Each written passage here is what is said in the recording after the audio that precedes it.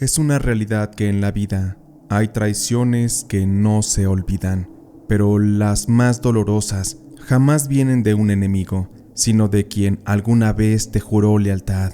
Cuando la traición se mezcla con la ambición y la maldad, no solo pierdes dinero o confianza, a veces incluso pierdes tu libertad, tu dignidad y hasta tu alma. Me llamo Valeria. Nací y crecí en un pueblito perdido entre cerros, en las tierras calientes de Guerrero. Ahí el tiempo parece estancado, las calles polvorientas, los postes oxidados y la gente está resignada a la misma rutina de siempre. En ese tipo de pueblitos, el futuro de una mujer suele ser el casarse, ya saben, lo típico, tener hijos y aguantar lo que le toque con el marido. Borracheras, golpes, infidelidades, de todo. Pero yo no quería eso. Siempre soñé con algo distinto, conocer otras ciudades, sentir que mi vida valía la pena, que había algo más que eso. Lulu fue mi mejor amiga desde la primaria. Éramos inseparables. Reímos hasta las lágrimas en muchas ocasiones y compartíamos también secretos íntimos y hasta vergonzosos. Nos abrazábamos cada vez que podíamos y siempre nos habíamos prometido que ninguna de las dos se quedaría atrapada en ese pueblo. Con el tiempo las cosas fueron cambiando. Tanto Lulu como yo empezamos a desarrollar ciertas necesidades, pues ya no éramos niñas, éramos más que adolescentes. Lulu fue la primera en irse de aquel pueblo. Dijo que había conseguido un trabajo en Monterrey, pero ni siquiera a mí, que era su amiga de confianza, me quiso dar detalles. Simplemente dijo que le había salido una gran oportunidad y me recalcó que si le iba bien, entonces vendría a buscarme. La vi marcharse. Me dio mucha tristeza. Me invadieron los recuerdos, la nostalgia, pero no había nada que hacer. Así era la vida y en cierto momento era de saberse que cada una debía tomar su propio camino. Al principio solo sabíamos que estaba bien. Ella se comunicaba con su familia, pero no lo hacía muy a menudo. Luego de tiempo, comenzaron a aparecer fotos suyas en redes sociales. Se le veía muy arreglada, usando ropa de marca, el maquillaje impecable, acudiendo a cenas caras y paseando por todos lados. Se veía muy feliz. Ella a veces me mandaba audios, diciéndome que le iba excelente. Su trabajo consistía en ser quien coordinaba eventos importantes en un restaurante. Yo le creía y me daba gusto. Sabía que había hecho una buena decisión al haberse ido de aquel pueblo. Esto me removía constantemente la necesidad de, por mi parte, también tener que salir de ese pueblo. Le daba vueltas al asunto, pero yo no sabía por dónde salir. Sentía que vivía en un callejón sin salida, en un pueblo sin posibilidades. Un día como cualquier otro, muy temprano, por la mañana, mi amiga Lulu me escribió. Me decía que donde trabajaba necesitaban a alguien de confianza. Ella trataba de convencerme para que me fuera con ella y me decía que a mí me podría ir igual de bien que ella, o incluso hasta mejor. Ella recalcaba que yo era mucho más bonita, trabajadora, y por ello iba a encajar perfecto. Lulu me pintó aquello como la oportunidad de mi vida. Yo le respondí que no tenía papeles ni dinero para moverme, y ella me tranquilizó. Me dijo que no me preocupara, que ella se encargaría de que me adelantaran dinero para el vuelo, para el hospedaje, incluso hasta para comprarme ropa. Solamente me pidió que le mandara un video y unas fotos para enseñárselas al gerente. Al principio me asusté, pero me dijo que no tenía que ser nada en específico, solamente para que el señor me conociera. Me indicó que se tenía que ver mi cara y mi cuerpo, supuestamente para ir pidiendo los uniformes. Confiaba tanto en Lulu que ni siquiera lo pensé. Preparé lo poco que tenía y hasta me endeudé para llevar algo de efectivo. Por allá del 2019, sería que tomé un vuelo a Monterrey. Aquella fue mi primera vez en un avión. Francamente, me dio mucho terror. Fue una experiencia traumante. Al aterrizar, Ya me estaban esperando 2 hombres afuera del aeropuerto, en una camioneta negra. Uno se presentó como Marco y el otro como el Gavilán. No me ofrecieron siquiera agua. Iban escuchando música fuerte, riéndose de chistes que no entendía.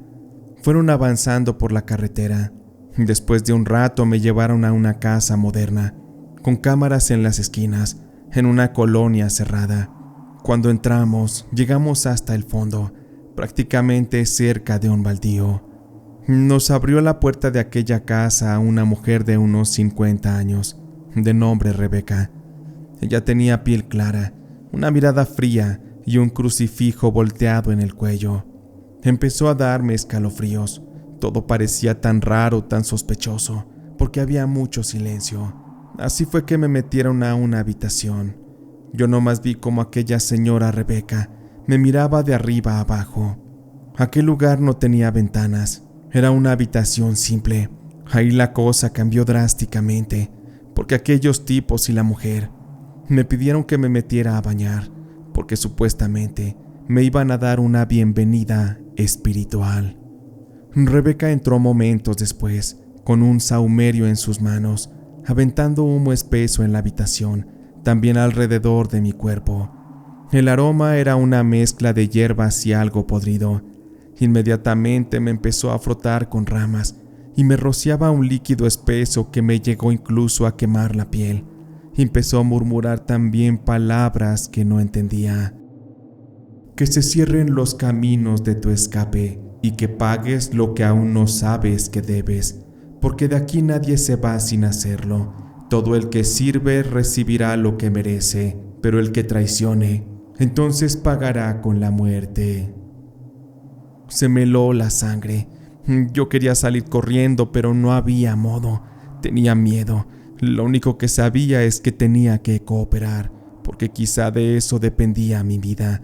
Y comprendí entonces que aquello no era algo bueno. Sabía que Lulú estaba tramando algo oscuro, algo muy extraño, porque jamás me habló de todo lo que me estaban haciendo. Esa noche al mirarme en un espejo, vi mis ojos opacados. Me sentía apagada, triste, con poca energía.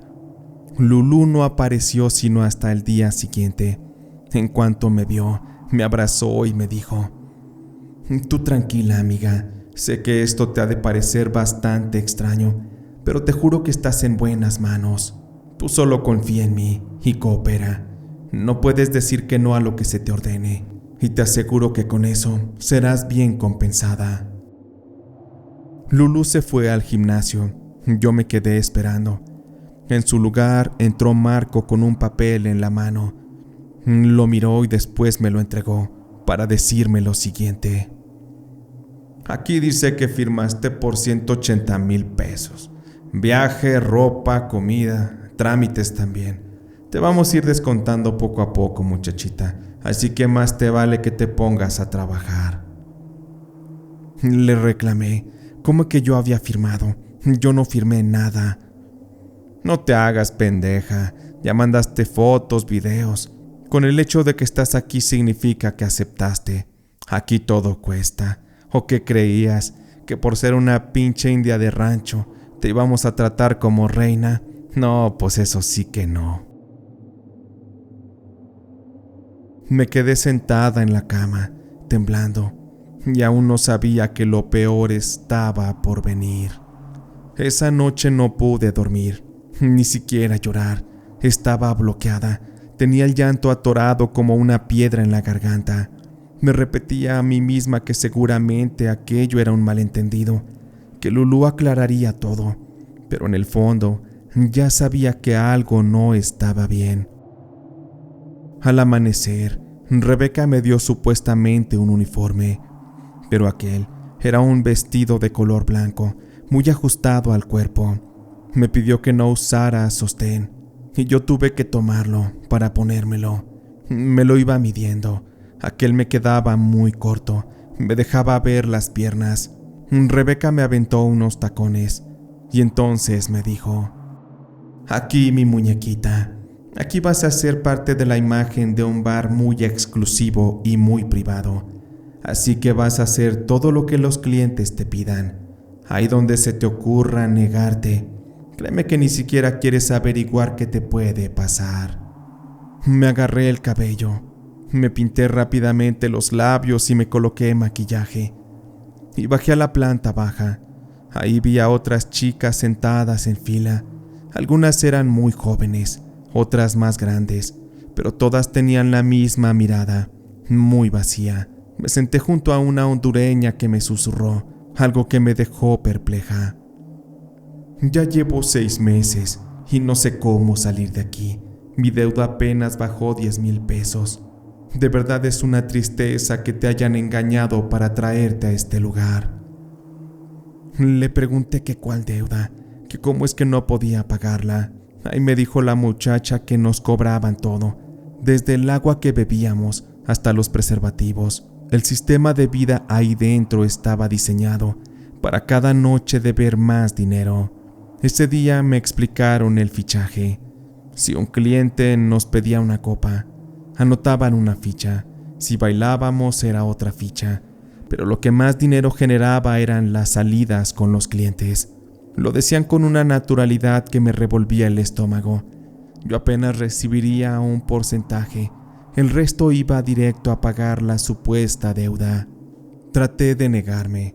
Expresé que yo no había ido para eso, que Lulú me había prometido otro trabajo. Marco se acercó y me dio una cachetada tan fuerte que sentí un zumbido en el oído y después me llevó a rastras a un cuarto pequeño.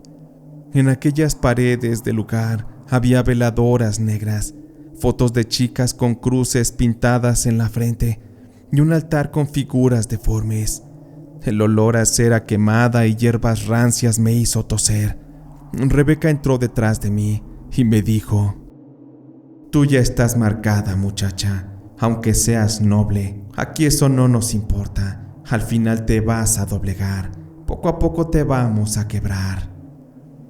Esa misma noche, de castigo, me obligaron a atender a uno de los supuestos clientes que era de los peores.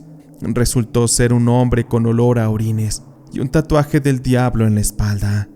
Yo jamás había estado con un hombre, y aquel tipo no tuvo nada de piedad, no hubo sensibilidad, porque el tipo me tomó a la fuerza y con esa misma fuerza me lo hizo. Para mí era grotesco todo aquello, sus besos, el aroma de su sudor, la pestilencia que emanaba su cuerpo, su aliento y sobre todo, cuando me lo hizo hasta el cansancio. Me dolió hasta el alma, vomité al salir y aún así me descontaron dinero porque supuestamente el cliente no quedó satisfecho. Las semanas pasaron y mi cuerpo comenzó a apagarse. Me salieron llagas en la boca, me dolían los huesos y sentía un peso en el pecho que no me dejaba respirar.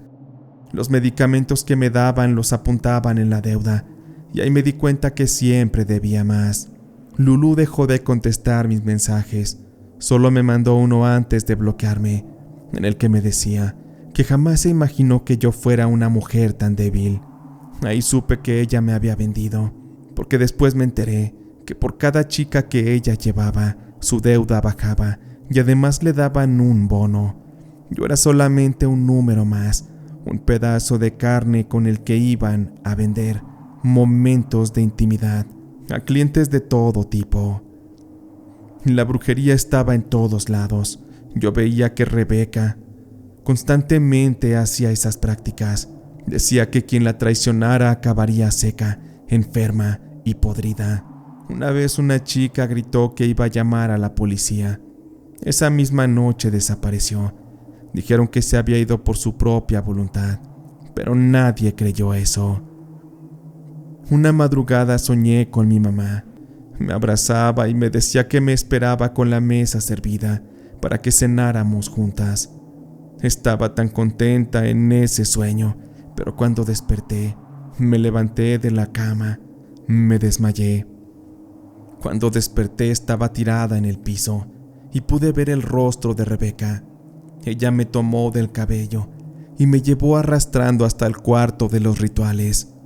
Me colocó una piedra negra en el vientre y me susurró al oído: por haber intentado salir de aquí. Ahora tendrás que pagar. Por eso es que algo de lo que tienes allá afuera, o a alguien, morirá. No habrá piedad, y eso ya te lo había advertido. Para mí la brujería no era algo real, al menos no tanto como lo eran sus castigos, sus maltratos y todo lo que hacían con las mujeres. Sin embargo, a la semana, Lulu me mandó un mensaje, un audio, donde me decía que mi abuelo había muerto. Ella encontró contacto con mi familia y de esa forma fue que se enteró. Sabía que ya no podía hablar con los míos, no podía escapar. Estaba completamente en una burbuja de terror.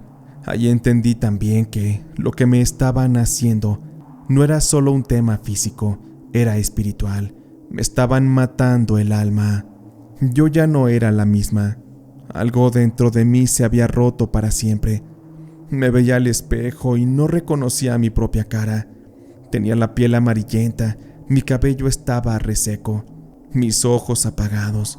Ya no tenía ganas de hablar mucho, ya ni siquiera lloraba, simplemente obedecía resignada. Las noches eran eternas, luces rojas, música a todo volumen, alcohol, sustancias, manos ajenas que me tocaban como si fuera un objeto, y muchos hombres que abrían mis piernas para complacer sus más bajos instintos. Las demás chicas también habían dejado de preguntar cuándo se irían. Algunas llevaban años y seguían con la deuda intacta. El tiempo ahí no corría, solamente nos consumía. Una madrugada, Rebeca me llamó al cuarto de los rituales. Noté que había algo distinto. Veladoras negras en el piso, formando un círculo. Había figuras hechas con pequeños huesos que parecían de ave.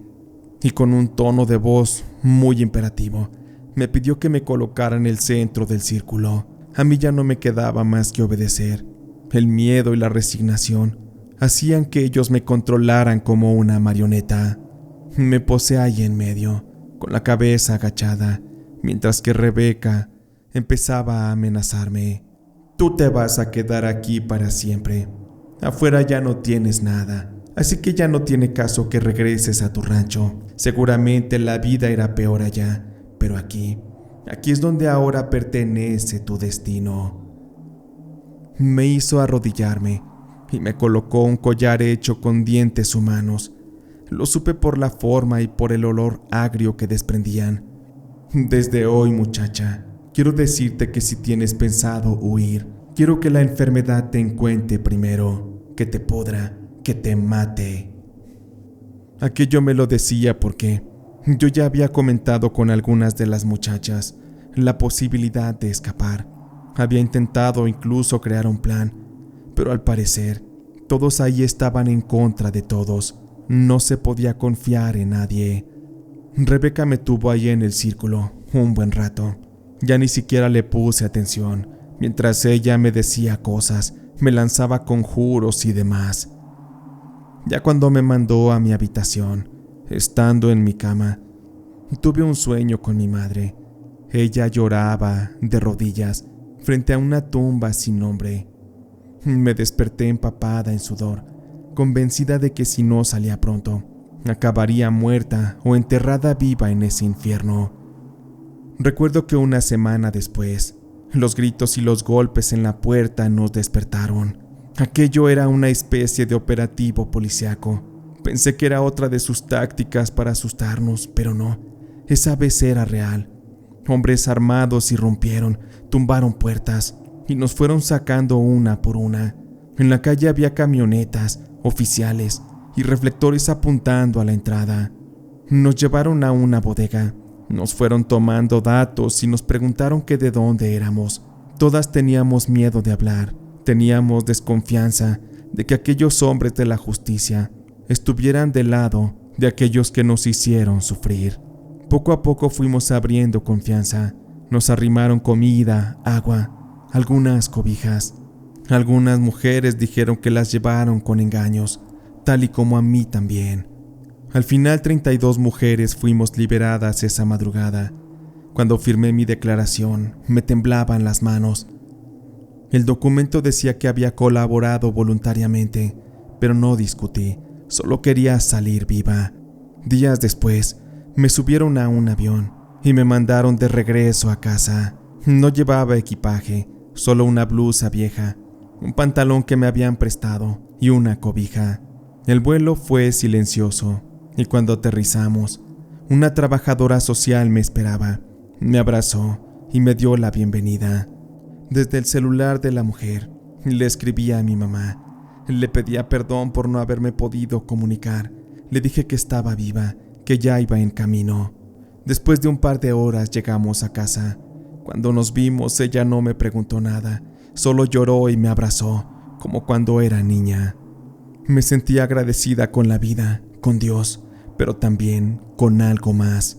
Mi mamá dijo que con la incertidumbre, ella había intentado incluso con una curandera hacer unos trabajos para saber de mí, para que ella pudiera saber si yo estaba viva, muerta o dónde estaba.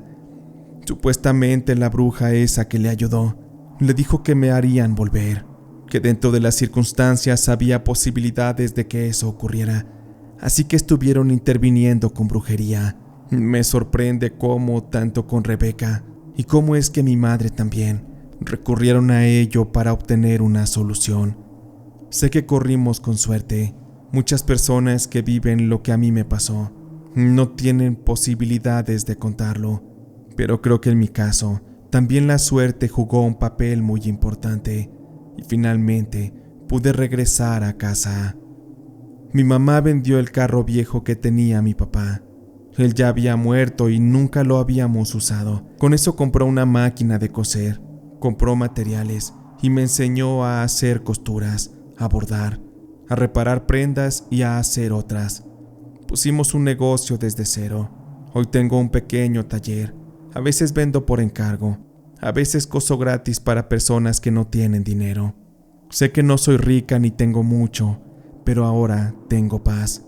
Sin embargo, sé que la vida es muy difícil, pero aún así hay gente que con su maldad, con su odio y con la destrucción que han llevado a muchos hogares, siguen andando libres. De Lulú supe que la encerraron. Ella actualmente está en prisión, junto con muchas personas que atraparon en aquel operativo. Sé que hicieron investigaciones importantes y se salvaron muchas vidas. A ella no la odio, pero tampoco la perdono. Si es que se pudrirá todo lo que le resta de vida en la cárcel, es porque se lo merece. Simplemente por ello, yo no tengo nada que ver. Entiendo que en ese mundo algunas personas tienen que volverse parte de una cadena nociva para sobrevivir, para crecer, pero yo, honestamente, yo nunca quise tener todos esos lujos, al menos no al precio que tenía que pagarlos. Por eso es que esa cadena, yo no decidí seguirla, sino todo lo contrario, yo preferí romperla. Con esto les recalco lo que les mencionaba al inicio, sobre que a veces en quien más confías es de quien más riesgo y peligro puedes tener. A veces tus mejores amigos son quienes te pueden acabar, te pueden aplastar. Sin embargo, no todos los casos son como el mío. Hay personas cercanas que te aman, que te cuidan, que te procuran. Así que si tú ya sabes que tienes este tipo de personas en tu vida, aférrate a ellos y dales también lealtad y cariño, porque no todo tiene que ser malo. A veces la vida también nos bendice con personas buenas, con amistades que valen la pena.